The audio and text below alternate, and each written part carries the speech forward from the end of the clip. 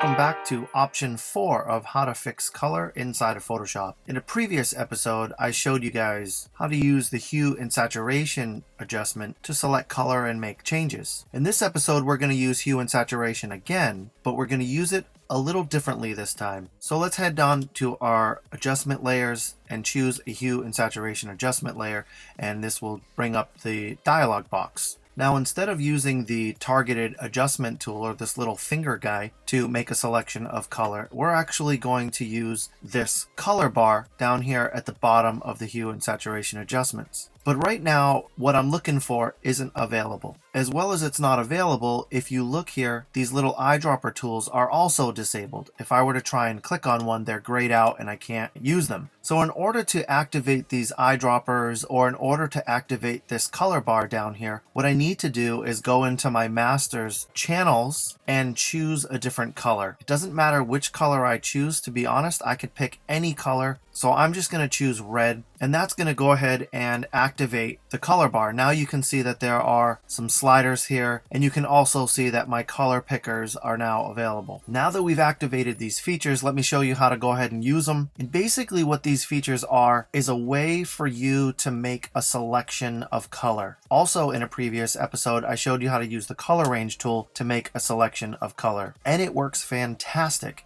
But this feature, I think, is actually even more fantastic than the color range tool, and you'll see why here in a second. This is an image that was taken in Burano, Italy. And one of the cool things about Burano is all the houses are painted these different colors. Definitely no homeowners association here, unless the rule is choose every color in the rainbow except for beige. And in that case, homeowners associations are doing a fantastic job, because there isn't a single house colored beige in this area. You'll notice that the house directly in the middle of this alleyway is of this lighter pink color. And what I'm going to do is I'm going to head down to this first eyedropper tool and select it. And I'm going to go over to this color beige and I'm going to click on it. Now, before I click on it, I want you to recognize that over here in the channels, I happen to choose red, but I could have chosen any color. I could have chosen blue or green or something like that. And any of these colors would have activated these features down here. So again, I'm going to select the eyedropper tool and I'm going to go over to that color and I'm going to click on it, and when I do, it's going to tell me exactly what color range this falls into, and it just so happens that red was the proper color. It's choosing reds as an option. So the first thing you want to do is identify the color that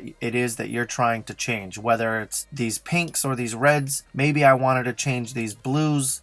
You're going to pick the color that you want to modify. I'm going to stick with these reds. The second thing you want to do is turn on a helper. And the helper is going to make it more obvious. It's going to make the colors that you're selecting way more obvious. So the helper, all you're going to do is take the saturation and drag it all the way up to 100%. And you can see by doing that, it's going to really make the colors look crazy. But that's exactly what we want, because now we can see exactly what colors are being selected here. Now, the third and final thing to do after you select the helper is to go down to this little slide bar here. And you'll notice that there are 4 tabs, and you can pull on any one of these tabs, and as you do, the colors are going to be modified. Basically, I'm telling this hue and saturation adjustment what colors I want to include. So if I want more pink, I can slide it to the left. If I want less pink, I can slide it inward. And I can keep doing that for every single one of these little tabs here. In other words, if I want less yellow, I can pull that one inward. So let's see what this is looking like. I'm trying to target as much of the reds as I can, and maybe a little bit less yellow and a little bit less orange. That looks pretty good. In fact, if I scroll into this building here, you can see that this part of the building is quite orange. And so if I were to have pulled this tab up, you can see how that orange part of the building is being included. I don't want that included, so I'm going to bring this slide bar down.